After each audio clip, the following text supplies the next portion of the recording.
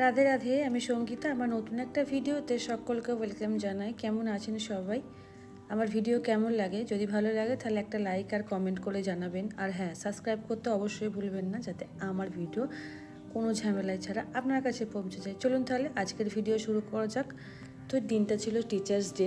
তো সেই দিনকে দিশানের জন্য কিছু স্পেশাল ছিল। মানে ও যত বড় হচ্ছে এটা বুঝতে শিখছে যে টিচার ডে মানেটা কী হয় অ্যাকচুয়ালি। বয়সের সঙ্গে সঙ্গে তো মানুষ পরিবর্তন হয়।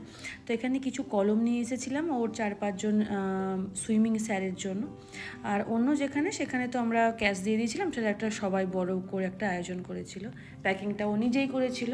আর যেহেতু টিচার্স ডে ছিল, স্কুলের ওই 11টার দিকে ছুটি হয়ে যাবে, তো ওর জন্য কোনো টিফিন আর বানায়নি, ও মানাই করলো। তবু খালি পেটে তো আর যাওয়া যায় না, মানে খালি বক্সে একটা ওরিও কিনে দিয়েছিলাম। সেইটাও শুনলাম নাকি কোনো এক ম্যামকে সে দিয়ে দিয়েছে টিচারদের জন্য। যাই হোক, ভালোই করেছে। তো ওই যে এখন স্কুলের দিকে রওনা দিয়েছে।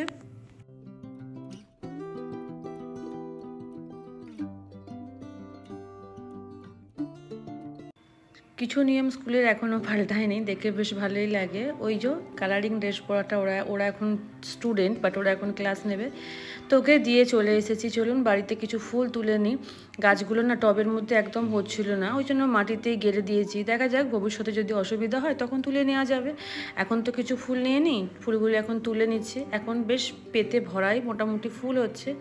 আর এই যে দেখুন আমার ওই কাঠগোলাপটা, যেটা ডাল ভেঙে নিয়ে এসে বসিয়েছিলাম, সেটা এখন বেশ বড় হয়ে কুড়িও হয়েছে। আর এখন গাছে এতগুলো করে ফুল হয় জানেন, ঠাকুরের কৃপায়।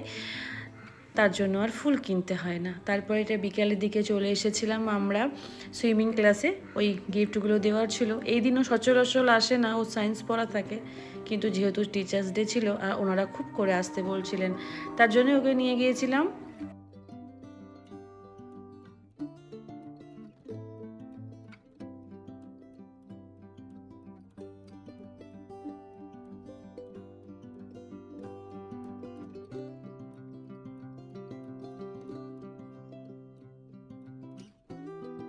এইবার বুঝলাম ওনারা একটি করে টিফিনের আয়োজন করেছিল। বাস হয়ে গেছে, চলুন। আজ তো আর সুইমিং করবে না, এবার গঙ্গার ধারে একটু বসবো, কারণ আজ ওর কোনো ক্লাস নেই। সেই সন্ধ্যের দিকে যাবে আর একটা ম্যাম কাছে, যেখানে বড় করে সেলিব্রেশন হবে। এখন আমি আর ছেলে এখানেই টাইমটা স্পেন্ড করব, আর আপনাদের সঙ্গেও শেয়ার করব।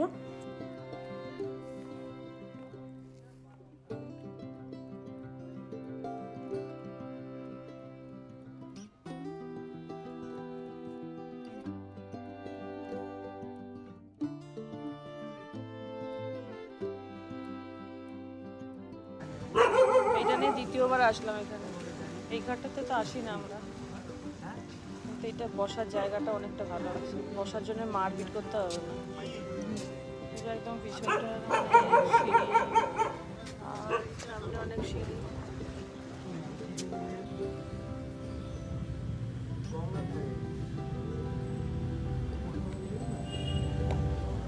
আমাদের শহরে ঘুরতে আসলে সবথেকে ফেভারিট এবং সবথেকে সুন্দর যে জায়গাটা, সেটা হলো মা গঙ্গার ঘাট। মানে অসাধারণ। যারা আসে তাদেরকে মনে হয় যে আর কিছু দেখাবার দরকার নেই আমাদের ব্যান্ডেল শহরে। এইখানে নিয়ে গেলেই তাদের প্রাণ মন সব জুড়িয়ে যাবে। কত কত অর্ডার আসে জানেন গঙ্গা জলের জন্য।